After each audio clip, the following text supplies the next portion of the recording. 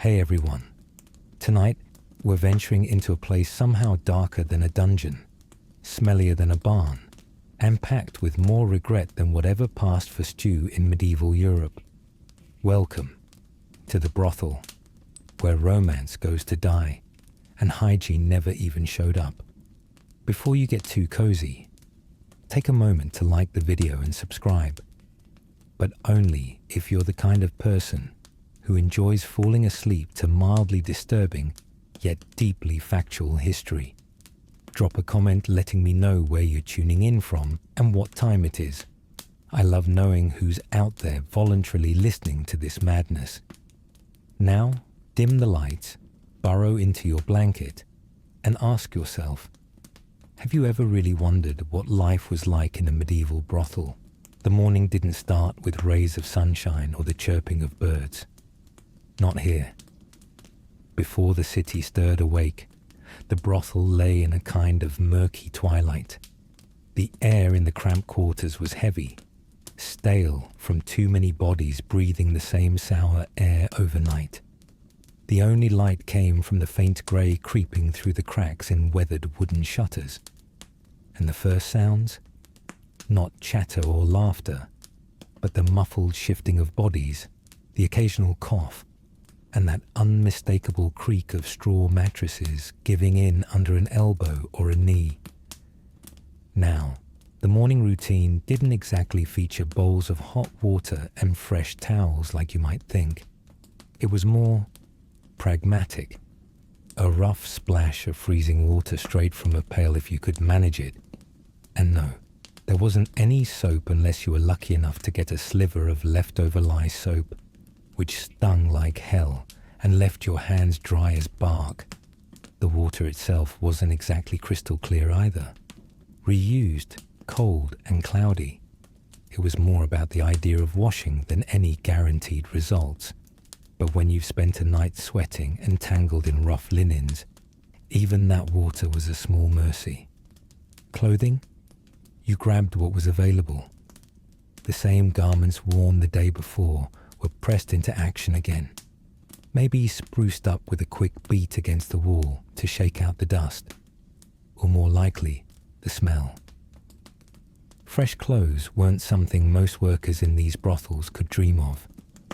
That wasn't just about money, it was about logistics. Textiles were expensive, and owning multiple sets of anything was a luxury. Instead, garments were patched and repatched, fitted in a way that was more practical than flattering. But who exactly were they dressing for at dawn? The goal wasn't glamour, it was survival. And speaking of survival, it's probably worth pausing here to address the beds. I mentioned straw mattresses earlier, but let's talk sensory overload. The smell of damp straw, mixed with human sweat and the faint, earthy stink of mold, hung in the air no matter how many times the rushes were replaced. Even during the quietest hours of the morning, the faint creak of the wooden bed frames served as a reminder of last night's work, as did the soreness in muscles and the exhaustion etched into faces. Now, mornings weren't just a free-for-all. Even in these chaotic spaces, there was a system, a loose hierarchy that dictated how these first quiet hours were spent. Whether you were a worker simply trying to make it through another day or someone further up the chain, like an assistant to the brothel keeper, you had a role to play before the city came alive.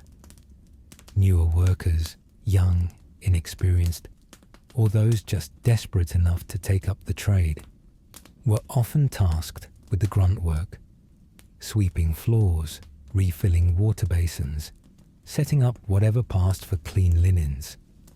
By contrast, senior workers might take their time getting ready. After all, they'd likely pulled longer hours entertaining the loudest and most demanding clients. And then there was the keeper of the place. In these early hours, they were likely doing the rounds, keeping an eye on everyone and everything. Were the floors swept? Was anyone slacking? Had anybody dared take a little extra bread from the communal stock without permission? If this sounds harsh, it's because the margins were razor thin. A loaf of bread gone missing wasn't just an inconvenience.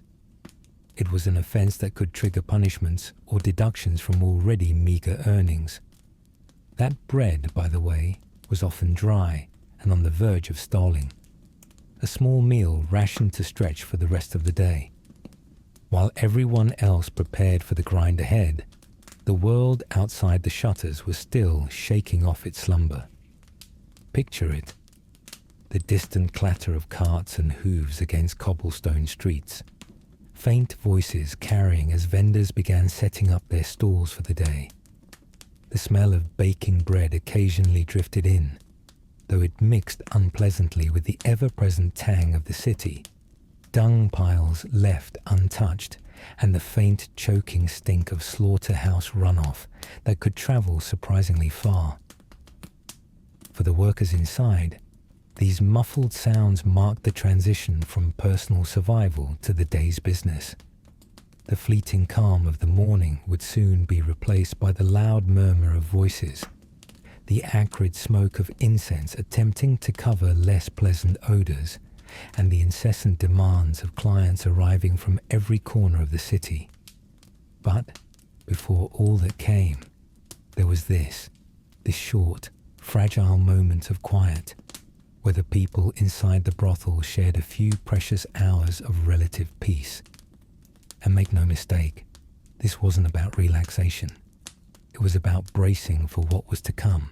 You could say these morning rituals, a splash of water here, a knot tightened in a worn dress there, were almost mechanical. A routine born of necessity, not desire. It was about doing whatever it took to prepare for a day that would demand everything they had, from their patience to their very health. Outside, the city would soon start to roar to life. Market cries, children running through alleyways, stray animals rummaging through refuse. The brothel workers would hear these sounds and know it was time. Time to shake off what little grogginess remained and face what was coming next.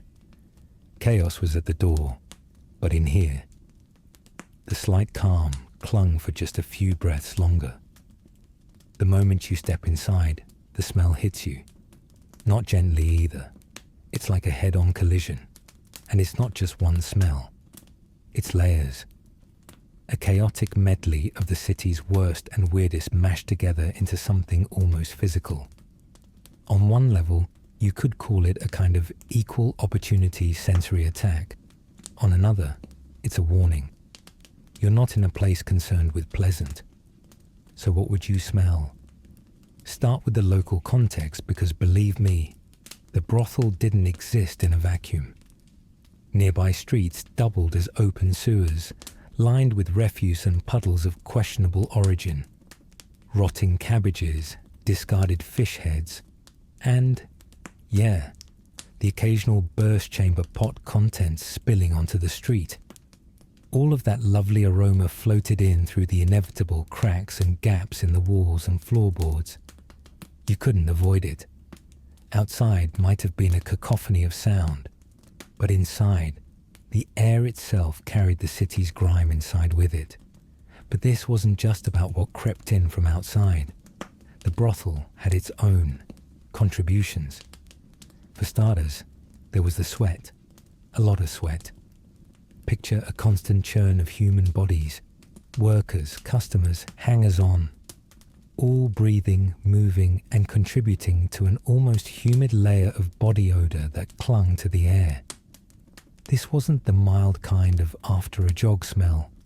No, this was sweat compounded by days-old clothes, cheap wool, and an overall absence of regular bathing. And there wasn't exactly a pleasant smell battling back against it.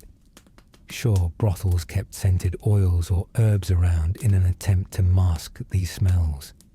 Lavender, rosemary, whatever dried bundle someone thought would do the trick. But it was like trying to fight a wildfire with a watering can. It didn't stand a chance. Instead of covering the smell, these solutions added more layers. You'd catch a whiff of lavender, sure, but it would be cut through by stale ale, old straw, and the kind of dampness you only get in rooms that never quite dry out. Speaking of dampness, the floors had a lot to answer for. Most were covered in straw or rushes, a cheap way to absorb spills and keep things semi-manageable. But here's the thing about straw. It doesn't absorb everything, and over time, it becomes its own contributor to the stench. Imagine damp straw mixed with mold, layered with months' worth of ale spills, sweat, and whatever clients or workers accidentally, or even intentionally, left behind. Just walking across the floor stirred up the smell, like turning the pages of an old, musty book that's full of stories nobody really wants to hear. And let's not forget the furniture. Most of it was mismatched, often acquired second-hand or from clients who couldn't pay what they owed, which, let's be honest, wasn't rare. Beds sagged with age, their wooden frames creaking under every movement. These weren't elaborate pieces designed for comfort. They were utilitarian at best and biohazardous at worst. Every surface seemed to hold on to its share of the room's history. Odors seeped into the wood and the fabric, lingering long after the people were gone. Then there was the alcohol. Big factor. Ale and cheap wine flowed freely in most brothels, not because the medieval world was one big party, but because it loosened the purse strings of clients and dulled the reality for workers. The smell of old ale churned in with everything else. Stale, sour. There's really no other word for it. Sometimes the tanginess hit so hard you could practically taste it in the back of your throat. It clung to the air along with the subtle burn of low-quality tallow candles, their wax dripping slowly and adding an almost greasy texture to the room's atmosphere. But here's where things get interesting. Every attempt to clean up the smell only made it worse. It's not that they didn't try. Burning herbs or incense was a common go-to tactic. On paper, it sounds smart. Light a little rosemary, or throw lavender on hot coals. And boom, instant ambience, right? Wrong. Because instead of magic-smelling Wonderland vibes, the smoke just mixed into the soup of smells already hanging in the air, creating some sort of medieval perfume disaster hybrid. It was patchwork sanitation at its finest, a case study in how not to solve a problem. And these efforts to mask the scent weren't just practical, they were necessary. A brothel, no matter how grimy, was still a business. And businesses rely on customers. The smells, overwhelming as they were, couldn't be allowed to become so unbearable that they scared people off. Except, spoiler alert, they probably did scare a few people off. What's important is how workers adapted to it. You'd have the ones who layered on whatever oils or perfumes they could afford, basically using themselves as human air fresheners. Then there were the tough ones, the "this is life, deal with it" crowd. Those who had simply grown numb to it all. Because if you had to smell it every day, eventually your brain decided, you know what, I'm just going to tune that out. Unfortunately, first-time clients didn't have the luxury of smell blindness. They might walk in prepared to spend silver, but end up fighting the urge to gag. This wasn't solely a brothel problem, though. What you smelled inside was really just a concentrated microcosm of broader urban life. Medieval cities, as a rule, were sanitation nightmares. The streets were packed. The drainage systems were either rudimentary or non-existent, and people didn't have the same luxury of out of sight, out of mind with their waste. What you smelled in a brothel wasn't something peculiar. It was part of the ecosystem. The brothel couldn't escape the basic reality of being a business in a city designed for chaos. Even the smallest gestures toward cleanliness were temporary fixes, fleeting ineffectiveness. And yet, the smell hung around. It became synonymous with the space, part of its identity, and not just for the people inside. Imagine stepping out after working a 12-hour shift in the brothel. You'd carry that smell with you, like an invisible calling card. The oils in your hair and clothes would grab onto it. Sweat, incense, ale. It all came along for the ride. Even outside, in the open air, you wouldn't fully wash it off. Neighbors, market vendors, they'd know where you'd been even before you opened your mouth to say a word. And for the customers, well, their noses told the same story. A wealthy merchant might have tried his best to mask it with imported cologne, but it only layered the brothel into his scent as he sauntered back home. A laborer smelling of his day's work might blend in a little more seamlessly. Either way, people knew the signs. Nobody needed to ask, but kept the air of secrecy for society's sake. The inescapable smell also ties back to the larger urban challenges of medieval life. It's worth noting that for most clients, a brothel wasn't necessarily that much worse than any cheap tavern or cramped living quarters they came from. Sanitation issues plagued every layer of life, from the nobleman's keep to the peasant's hut. Brothels simply served as an exaggerated reflection of this, a place where all those urban odors were amplified by the endless drumbeat of human activity, economic desperation, and survival. Despite the strong efforts, the smells never really left. Even on the rare occasions someone scrubbed the floors, replaced the rushes, or dumped out an old ale barrel, the improvements were short-lived, a brief reprieve before the tide of daily business rolled back in. The smell wasn't just part of the brothel, it was the brothel. An inescapable mark of life in a medieval city compressed into one building, one room, one impossible-to-ignore sensation. So, as gross as it sounds, the smell was something they lived with. Workers, clients, keepers, all of them had their part to play in this marketplace of survival, even as they moved through air so thick it practically clung. And while the sense of perfume, old beer, or singed rushes may not leap out as the most romantic image of the Middle Ages, they tell you something far more real, that life inside brothels wasn't just a story of sex or scandal. It was the story of survival in a world that didn't seem particularly interested in cleaning up after itself. Would it drive you out the door? Or would you find your senses dulling over time, just like theirs did? Either way, the smell of business wasn't going anywhere. It stayed, lingering like unwanted company. Now imagine you're stuck in a room steeped in all that history, sealed in by thick walls that hold on to everything they've soaked up. Smell it yet? Congratulations, you've just walked into a medieval brothel. How did money flow in a medieval brothel? Let's just say it was less a stream trickling evenly downhill and more like a raging current, sweeping most of it into the keeper's hands. The workers, they were left wading barefoot in the shallows. Whatever money came in, from wealthy merchants to dirt-poor laborers with just enough spare coin to mark their entry, didn't stay in the workers' pockets for long. In fact, if you crossed paths with one of them at the tavern later, odds are they had less in their purse than you'd think. Here's the setup. The brothel keeper, usually a sharp-minded, sharp-tongued woman, stood at the top of the financial food chain. Her role went far beyond owning the space.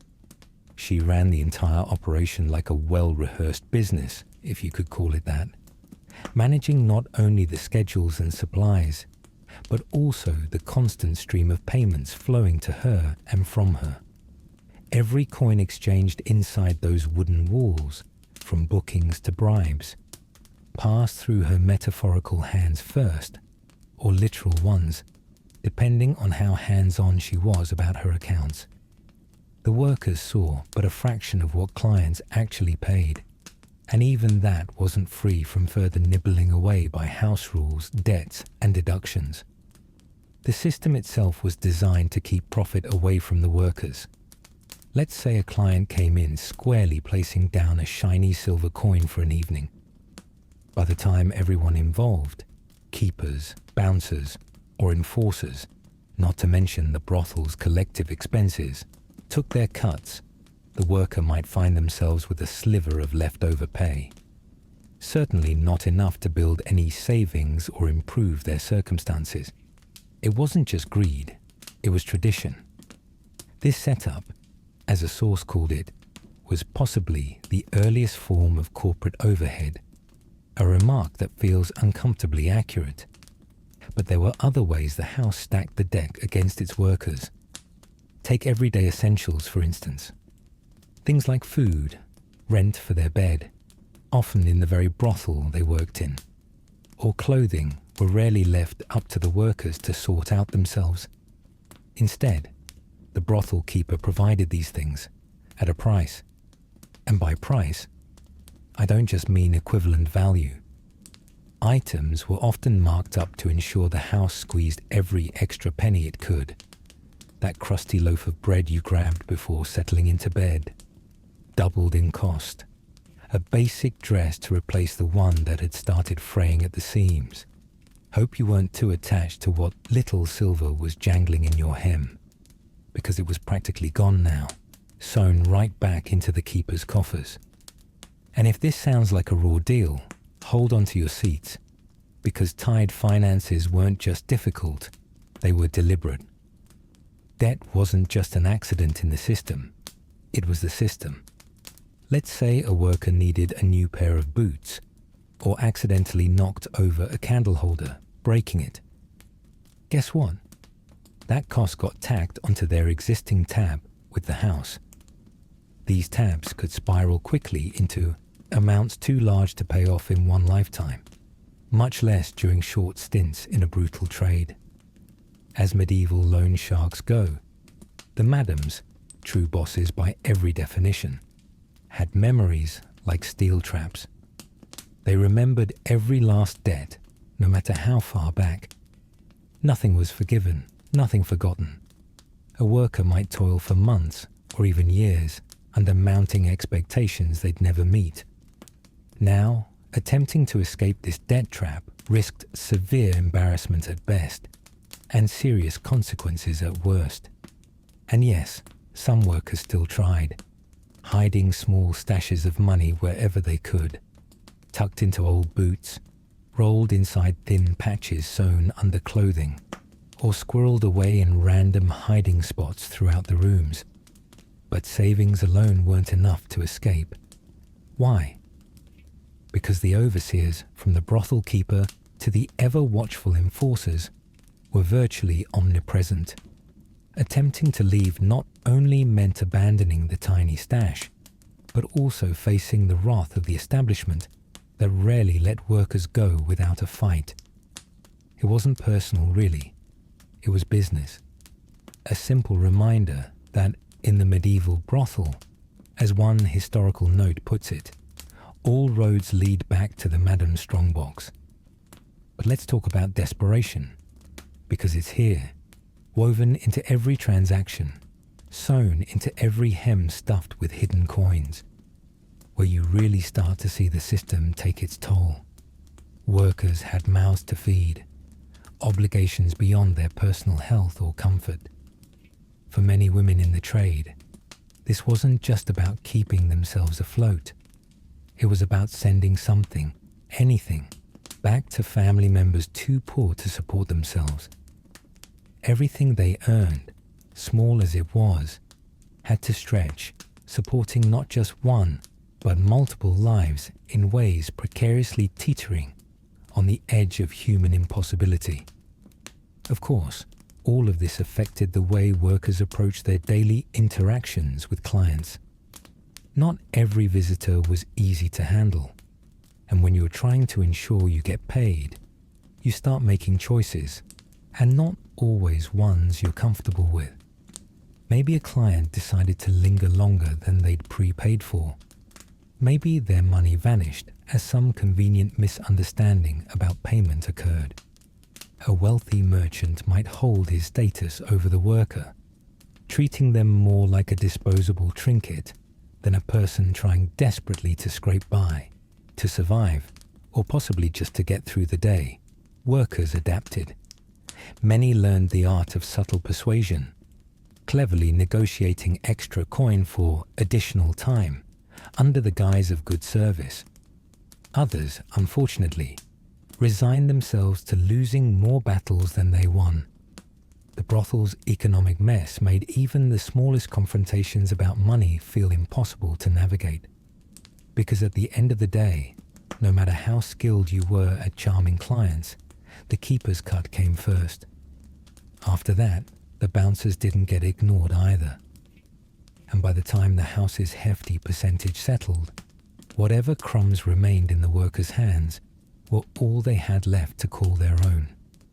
And for those holding onto the flickering dream of escape, the risks were stacked high. Consider that some particularly daring workers tried blending into distant towns, carrying what little they'd managed to save. But word travelled fast. The same systems the madam used to keep chaos at bay inside her brothel extended outside it too, with helpful friends willing to spread news of missing workers or stolen savings. Even the church wasn't a guaranteed escape hatch, as some establishments coordinated with local authorities, but only when it served their needs. Bribes could work miracles in silencing complaints or granting temporary immunity for brothel keepers themselves, but not so much for their workers. Those at the bottom stayed at the bottom. Money flowed downward only when it benefited those already at the top. Even when everything went according to plan, when the coin stacked up, the clients kept arriving, and the authorities turned a blind eye, the workers' paydays still painted bleak realities. Instead of flashy rewards or financial freedom, the end goal here was simpler: surviving until the next shift. That meant a meal that wasn't entirely stale, maybe a drink to numb the worst of the aches, or a fresh patch of straw that didn't feel older than the walls around it. Starry-eyed newcomers joining the trade might have begun thinking about some glamorous rise to fortune, but those illusions didn't last long. For most, simply getting by, not thriving, was good enough. Over time, this all bled into the social dynamics of the brothel itself. When wealth always pulled upward and financial struggles bound everyone together, how do you think camaraderie looked? Some workers likely bonded. They might have shared tips for stretching coin, bargained with keepers for mercy, or just clung to small moments of solidarity in an otherwise merciless environment. But for others, desperation could breed competition. A slow week for clients might see workers quietly vying for attention, trying to outdo each other in earning favor, whether that meant more bookings or just avoiding the house's harsher penalties.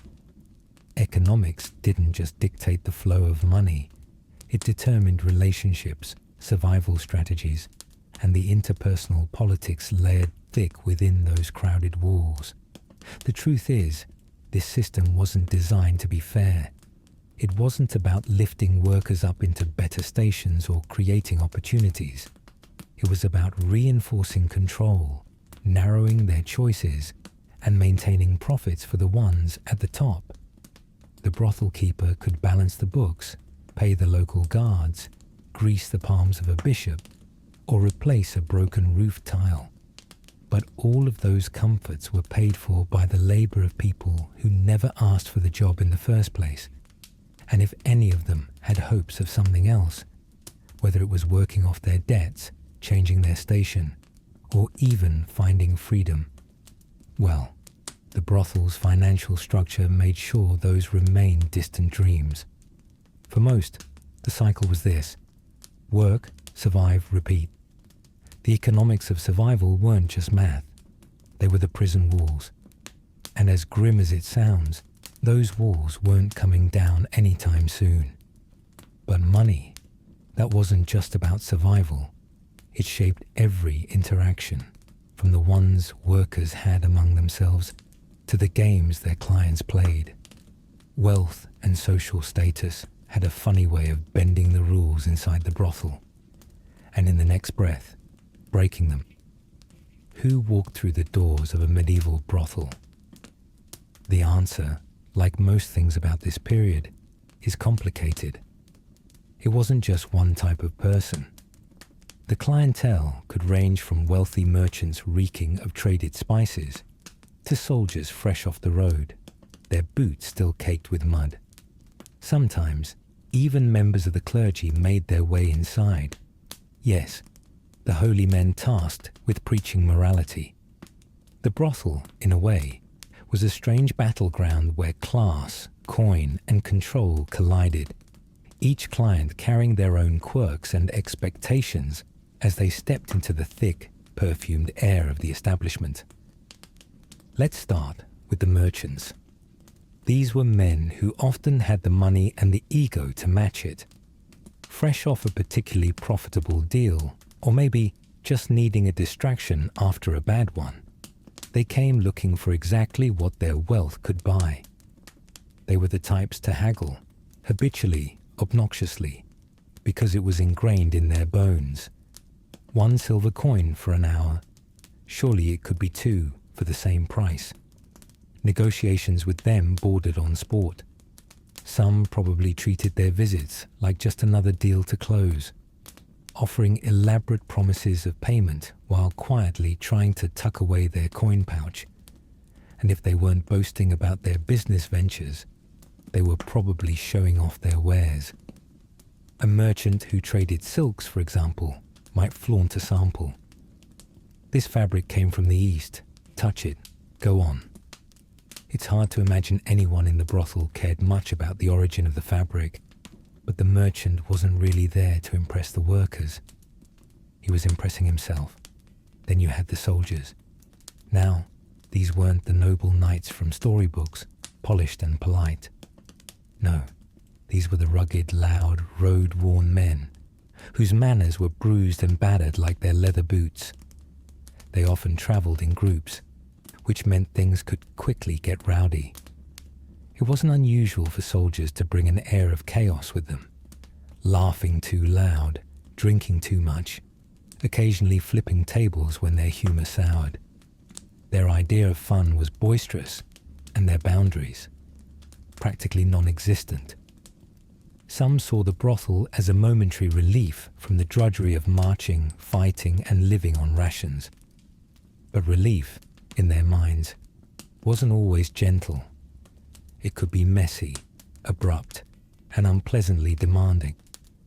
Not all clients were freewheeling spenders, though.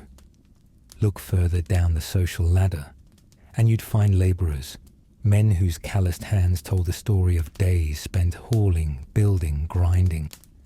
For them, visiting a brothel, if they could scrape together the coin, wasn't routine. It was almost a splurge, a rare escape from lives spent on the lower rungs of medieval society. They arrived expecting less and asking little, too tired to argue or haggle, their main hope being a brief reprieve from the grind of existence. Their visits lacked the loud demands of the soldiers or the pointed negotiations of the merchants. In a way, they were easier. They came, they paid, and they left, leaving behind little more than a dent in the straw mattress. And then, in a twist of irony that would probably make saints roll in their graves, some clients were clergy. That's right. Men bound by vows of celibacy and piety found their way into the very spaces they decried from the pulpit. Some came cloaked in excuses, claiming to be on missions of moral reform or offering spiritual guidance to those society had condemned. Right. Others didn't even bother with pretense. They came because they wanted to, plain and simple, all the while fully aware of the scandal it would cause if word got out. Discretion, of course, was key, an unspoken rule that both sides understood implicitly. It wasn't merely about avoiding gossip, it was about survival. The brothel relied on keeping its clientele secret, and the clients relied on the brothel to not let slip any embarrassing details that might ruin their reputations or endanger their lives. For clergy members in particular, the stakes were high, and yet they came. Some even came regularly, enough for workers to learn their faces and preferences. Imagine a priest leaving in the early hours of the morning, not with a prayer, but maybe with a guilty look, and as records humorously suggest, an interesting rash. What tied all these different types of patrons together wasn't just their presence in the brothel, it was their behavior. And here's where things turned tricky. Expectations varied wildly depending on class and coins. Wealthier clients, for example, often felt entitled to more than what they actually paid for. Payment, to them, wasn't simply a fair exchange, but an open invitation to push the boundaries of what was on offer. They might demand time extensions, extra services, or treatment that bordered on ridiculous. And because they had status and connections, they were often harder to refuse outright. A nobleman could make trouble for a brothel if he felt slighted. And if you were a worker, navigating those demands was like walking on eggshells. On the other hand, lower class clients were less entitled, but that didn't mean they were easier. While they might not use wealth as leverage, some found other ways to complicate things. Drunk clients, furious clients, confused clients, every kind you can imagine came through the doors, and the workers had little choice but to handle it. In one sense, brothel workers practiced a form of diplomacy that would put modern negotiators to shame. They had to read emotions, steer interactions, and when necessary, diffuse situations before they escalated. That wasn't just about keeping clients happy. It was about protecting themselves from harm. And harm was always a risk. Dangerous clients weren't rare, but how workers navigated these encounters is where their courage and ingenuity truly stood out. Some workers found ways to charm their way out of trouble, leaning on humor or careful flattery. Others might call upon the brothel's enforcers, usually heavy-set men with no patience for nonsense, to remove unruly clients. Still, each situation carried a degree of uncertainty. Would the client leave quietly or lash out? It wasn't an easy life, and the risks were as constant as the flickering candlelight in the cramped rooms. Discretion and secrecy helped grease these interactions, allowing the brothel to function without drawing too much attention. Both the madam and the workers were keenly aware of the importance of keeping names out of public conversation. Clients valued that discretion, especially the ones whose reputations could crumble under the weight of scandal. It worked both ways too. The brothel needed to stay on the good side of local authorities, the church, and the broader public. An operation like this didn't exist solely because people turned a blind eye. It survived because it worked hard to protect its clientele's privacy. But even with secrecy, customers weren't free from risks. The social stigma attached to visiting brothels was no joke. If someone from the upper crust of society got caught stumbling out of one, there wasn't much forgiveness waiting for them. Whispers would turn to shouts, reputations would sour, and family ties could fray. There were also legal risks. Medieval laws fluctuated depending on where and when you were, but crackdowns on brothels were not unheard of. Driven by either a sudden spike in moral outrage or politics masquerading as piety. Clients caught up in those crackdowns could face fines, humiliation, or worse. That's why discretion wasn't just a bonus. It was non-negotiable. What's fascinating, though, is how brothels temporarily blurred the lines of medieval class. In society at large, the divide between classes was sharp and well-defined. But inside the brothel, those lines softened just a bit. For one evening, or 1 hour, a merchant might find himself treated like a prince. A soldier might sit elbow to elbow with an artisan, equally drunk and equally unconcerned about their social differences. Even nobles rubbing shoulders with clergy wasn't impossible. It was an odd sort of social equalizer, temporary though it was. But don't mistake this for a complete erasure of class dynamics. They still existed, only differently. Wealthier clients clearly had more sway, and workers often had to change their approach depending on who they were dealing with. Still, for that brief window inside those dimly lit rooms, class mattered less. Power shifted unpredictably, and for a short while, everyone operated outside the normal bounds of society. In the broader sense, what kept people coming back, no matter their status, wasn't just the promise of physical pleasure, but everything that surrounded it: the escape, the secrecy, the liminal space where the rules of the outside world didn't apply quite so strictly. For better or worse, brothels offered something clients couldn't find elsewhere. For some, it was distraction. For others, it was connection, however fleeting. As the night wore on and the last of the ale ran dry, clients would stumble back out into the cold medieval streets, their escapade behind them, at least until the next time. And while their footsteps faded into the dark inside the brothel, a different rhythm kept beating. Tired workers, still awake, preparing for what little rest or comfort they could scrape together before it all began again. Who came through the doors next? It could be a knight, a merchant, or someone's cousin looking for trouble. Because unlike the carefully ordered world outside, inside the brothel, the only certainty was unpredictability.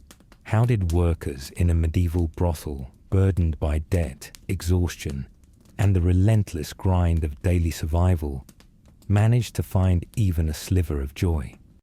It wasn't grandeur or luxury. It was in the small, fragile moments that surfaced when the chaos briefly loosened its grip. These weren't grand escapes, but microseconds of humanity. A shared laugh over a bad joke, the warmth of a candlelit ritual, or a chunk of stale bread split between two people who understood each other without needing to say it. One of the simplest comforts was the act of sharing food. Meals in brothels were far from gourmet, mostly simple scraps bought cheaply, or scavenged from the market stalls as they were closing for the day. Bread, often hard and turning stale. A bit of cheese if you were lucky, likely something pungent enough to make you wish you weren't. Occasionally, a thin soup that was more water than any real substance. Yet something remarkable happened around that food. Not much in the way of ceremony, but a sense of solidarity. They would sit together, often in dim corners, spooning soup from the same cracked bowl, or tearing bread into chunks small enough to make it stretch. And in those stolen minutes, it wasn't just about eating. It was about not being alone. When you gathered like that, even flimsy food had a way of sticking to your ribs a little better. There's something comforting about watching someone else chew when you don't have much to say. And then there was the singing. Imperfect, loud, sometimes hilarious. Workers didn't rely on wandering minstrels or elaborate instruments to lift their spirits. They made their music right there, often in the same rooms where they worked. Singing allowed them to stretch their voices, vent their frustrations, and if only briefly, feel free. One particularly talented worker might lead with a bawdy tune, or, if the mood was heavier, something melancholy and reflective. Others would join in, some in harmony, some out of sync, laughing a little at themselves and each other. Songs were created on the spot, verses cobbled together using local gossip or the absurdities of their daily lives. The little things could stick. Someone's squeaky laugh or a clever rhyme that caught everyone off guard. Even people who weren't skilled singers got the same release from joining in. It wasn't about sounding good. It was about forgetting where you were. At times, the entertainment expanded beyond voices. Puppet shows could make an appearance, a bit cruder than you'd expect on a medieval street corner, but arguably funnier too. If a client had been particularly insufferable that week, you could bet they'd find themselves whimsically roasted in puppet form. The absurdity of it, along with the laughter it brought, was pure relief.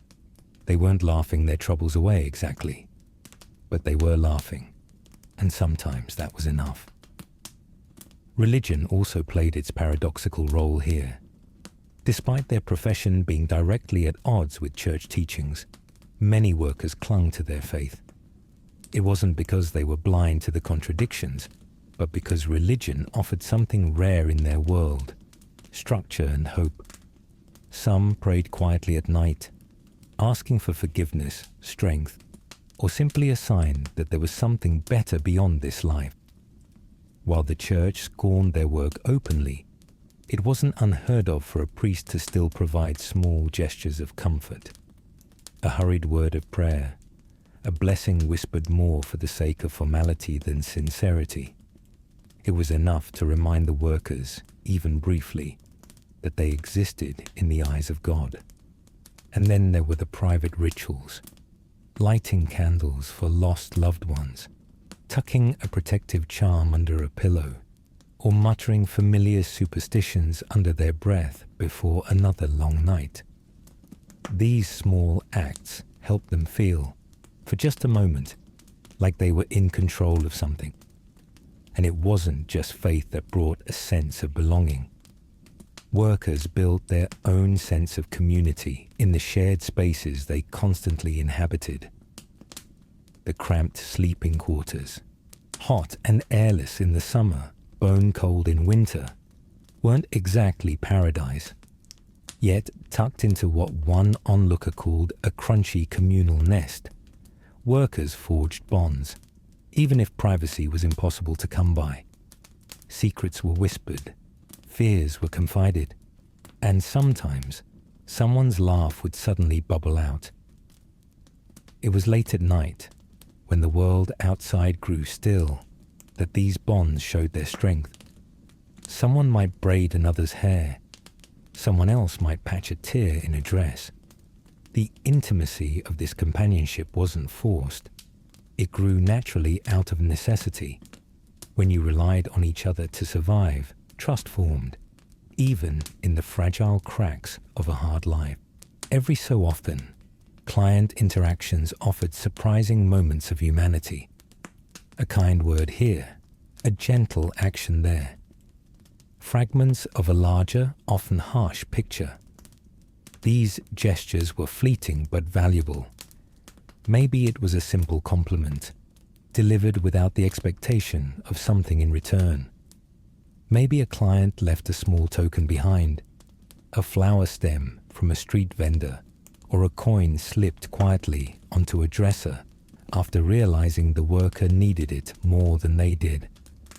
Small as they were, these gestures reintroduced the idea that kindness wasn't entirely extinct. The rare moments where clients seemed to treat workers as human beings, rather than faceless representatives of a service, were almost shocking. And that shock made them stick. Some workers tucked these bits of kindness into their memories like fragile treasures. It didn't matter that they were exceptions to the rule. It mattered that, for once, a rule had been broken in the right direction. Still, these moments of joy or comfort, however small, were overshadowed by the realities of the brothel. Community couldn't erase poverty. Religion couldn't erase desperation, and even a kind word could only do so much when the next client through the door wasn't likely to offer the same. Workers didn't just live in a space rife with contradictions. They were contradictions. They experienced the worst sides of people and somehow continued finding scraps of decency in each other. Each song, every ritual, every laugh stolen late at night, it all came with a timer. Yet, even knowing how temporary those things were, people clung to them. They had to. The resilience shown in these moments is almost hard to fathom. It's not just that they found ways to survive. It's that they sought ways to carve out a little humanity for themselves in an environment designed to grind it away. If you think about it, the whole idea can feel a bit absurd. Meals shared over bread as hard as stone, faith clung to in a hollow where indulgence reigned, laughter echoing in a space heavy with sorrow. All of it existed in such contradiction to the lives these people lived, and yet it existed all the same. It had to, because without those human linings, even the strongest among them wouldn't have stood a chance. It wasn't perfect. People fought. Rivalries broke out. Moments of bonding were undone by moments of betrayal. But that imperfection only made their solidarity more real. They didn't come together because they were saints or noble heroes. They did it because life didn't leave them much choice. And while the broader world might have been quick to paint people in this profession as inherently lost or broken, the truth was infuriatingly simple. They were people. People who found ways to comfort, protect, and even uplift each other without anyone telling stories about it in the history books. Even as the workers found glimmers of solace, those glimmers were fleeting, like the flicker of a candle burning low. They weren't under any illusion that these moments would change the realities of their lives. What they did instead was make those realities bearable. A soft laugh, an out-of-tune song, a whispered prayer. It was enough to keep going, even knowing the next day would demand the same sacrifices and the same strength. For all the noise surrounding brothels and their workers, these quiet acts of everyday humanity remain largely invisible, hidden, like much of their world, behind closed doors. The truth was far messier than any sanitized version of history would suggest. It involved not just survival, but connection, not just duty, but relief. And through all of it, even in the harshest conditions, people found ways to cling to their humanity. Because no matter how steeped in chaos their lives were, no matter how many songs were sung in off-key voices or meals eaten with grimy fingers, the search for solace never stopped. It couldn't. It was what anchored them, and their resilience didn't exist in isolation. The society around them, while quick to judge, also unknowingly contributed to the shape of that resilience. Whether it was the priest's hurried blessing, the bread torn apart and shared without hesitation, or even just the stories whispered among friends in the same stifling room, everything fed into the quiet acts that made survival more than routine. It made it human. What does that say about the world they lived in? Probably more than we're ready to admit. But one thing is for sure. Those fleeting moments, subtle as they were, tell us everything about their strength. And that's a kind of power no economic system, no hierarchy, and no societal prejudice could tear away. Who really ran the show in a medieval brothel? Well, if you think it was an uncontrolled free-for-all, think again. The brothel keeper was the one holding the whole operation together. Imagine someone who starts their day before sunrise, spends it juggling debts, egos, and rivalries, and ends it well after midnight, all while keeping everything, quite literally, under lock and key. This wasn't some passive figure counting coins from the shadows. The keeper, or madam, was a central force, equal parts boss, enforcer, and puppet master. Without her, the entire system would collapse like a house of cards in a breeze. The keeper's day started early, and there wasn't much room for sentimentality or wasted time. She managed every element of the brothel: bookings, supplies, disputes between workers, you name it. A sharp-eyed figure with an even sharper memory. She could size up anyone walking through the door in seconds. Newcomer, trouble. The answer didn't matter. She'd already mentally calculated what it meant for her business. And make no mistake, this was a business above all else. The keeper didn't run the place because it was fun or liberating. She ran it to survive, just like everyone else inside. The difference was her survival depended on being in control. Always. And control was really her trademark. Rules were crucial, and she made sure everyone followed them. Workers, clients, even the occasional dog wandering in. And if you think the dog got away with anything, you're sorely mistaken. These rules weren't informal either. Handwritten, lovingly inked onto parchment by someone who clearly cared about obedience, they covered every possible situation. Fighting against the rules, leaving a client unsatisfied, definitely against the rules.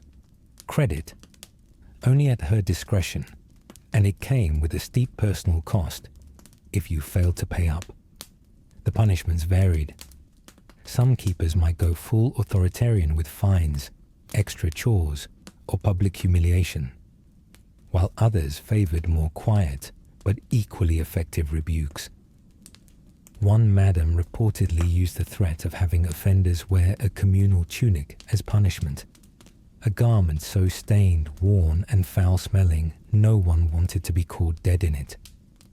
And then there was the infamous spoon. Yes, some keepers wielded a literal wooden spoon, sharp enough to sting a hand but not leave permanent damage. It wasn't just a utensil. It was a symbol of her authority. The truth is, a lot of brothels ran less like messy dens of vice and more like finely tuned machines, and the keeper was the mechanic making sure all the gears stayed in place.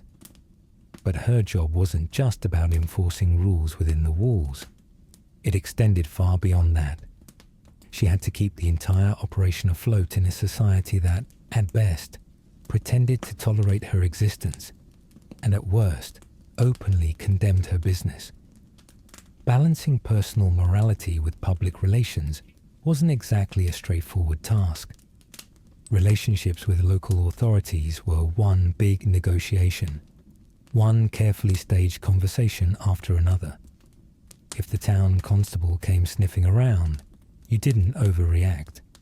You smiled, poured a drink, slid a small pouch of coins across the table, and asked the all-important question, "Is the house in order tonight?" Those words, polite and coded, let them finalize the deal. The coins weren't just payment. They were insulation, a barrier against raids, moral crackdowns, or sudden bursts of righteous anger from the city's upper crust. Now, this balancing act extended to her relationships with the workers themselves. On the one hand, the madam had to project authority.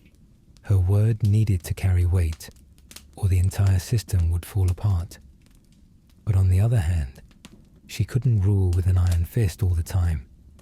Workers wouldn't tolerate constant micromanagement or cruelty for long, especially given the high turnover in brothels. The job was already thankless and exhausting enough. Throw a tyrannical boss into the mix, and you had a recipe for disaster. So what did the madam do? She adapted.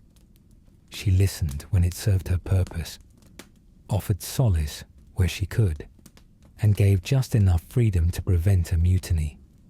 In fact, some keepers earned reputations for being surprisingly protective of their workers, not out of pure altruism, but because happy and healthy workers meant better business. A kind gesture here, an offered loan there. The intent wasn't to be loved, but respected. And respect got results. Of course, respect didn't mean affection. While some workers might have seen the keeper as a kind of maternal figure, others viewed her with quiet resentment, and for good reason. The madam's authority came from the same system that exploited them. Anyone depending on the brothel for their survival was trapped in a financial web spun by its keeper, who controlled the purse strings, the debts, and even the flow of basic necessities like food and clothing. You couldn't eat or afford a bed without giving at least part of the payment back to her, and the more desperate you were, the more she profited. Some madams took this exploitation to extreme levels, keeping meticulous ledgers of debts owed by the workers, even when these debts reached absurd, impossible to pay levels. One madam reportedly inflated costs on house-provided goods, charging double for a stale loaf of bread or tacking on interest fees if payments were overdue.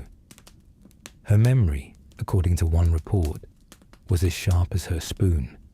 No debt went unnoticed, and no excuse held up under her scrutiny. But not every madam was a heartless tyrant. Some did what they could to maintain a humane atmosphere, even if the broader system tied their hands. They might step in to stop violent clients or shield workers from local authorities' abuses.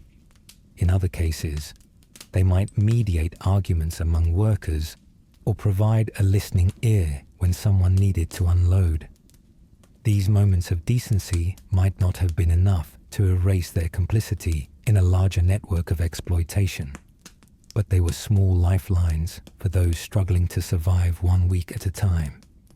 The madam had ultimate authority, yes, but she wielded it with varying degrees of compassion or cruelty, depending on the individual. In many ways, the madam was as trapped by the role as her workers were by theirs. The brothel might have been her domain, but she didn't operate above the pressures of society, law, and economics. For one, the veneer of power came with an enormous amount of risk.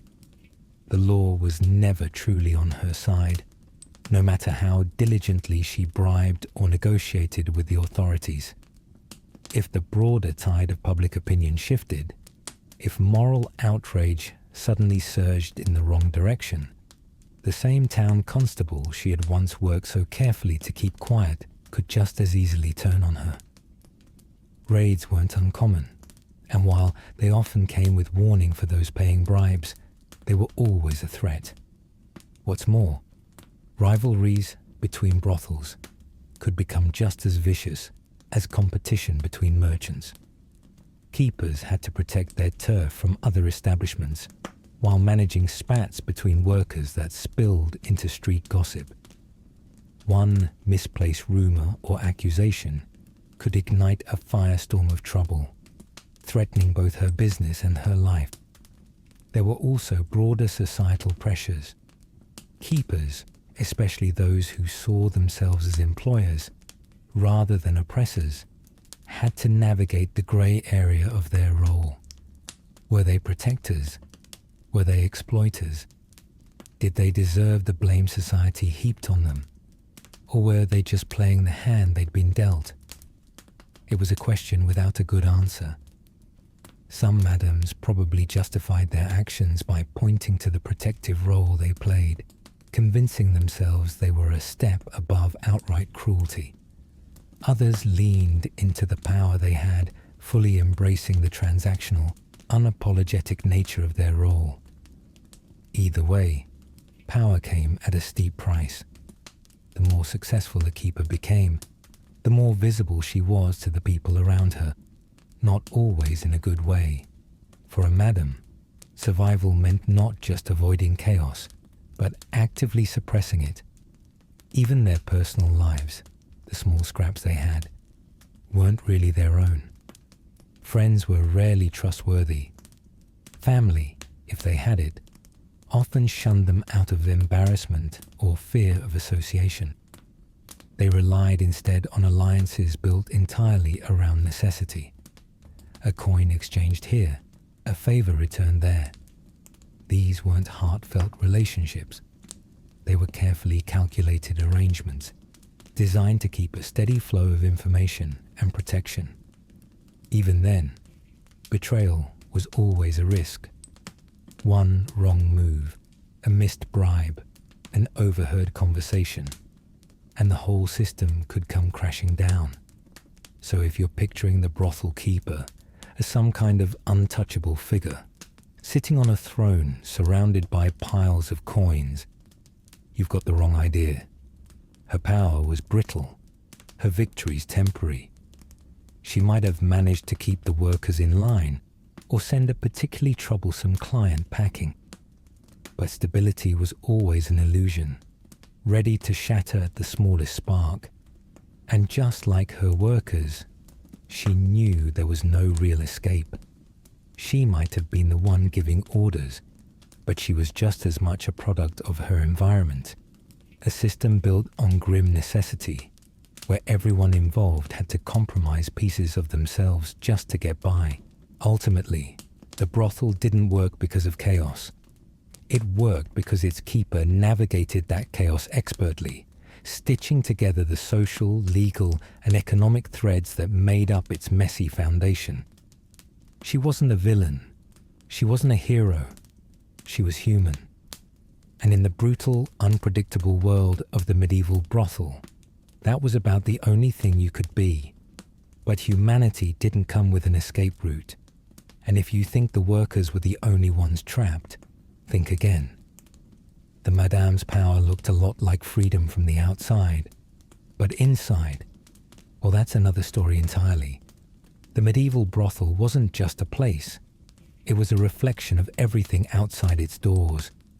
Inside, power and control flowed upwards, leaving workers trapped at the bottom, living off scraps of agency and fleeting moments of solace. It was about survival, plain and simple, in a system that never really gave anyone much of a choice. And yet, those within still found ways to carve out humanity in a world that seemed determined to grind it away. Maybe that's the lesson here. History isn't just about the big names and battles. It's about the lives, the struggles, that often go unnoticed.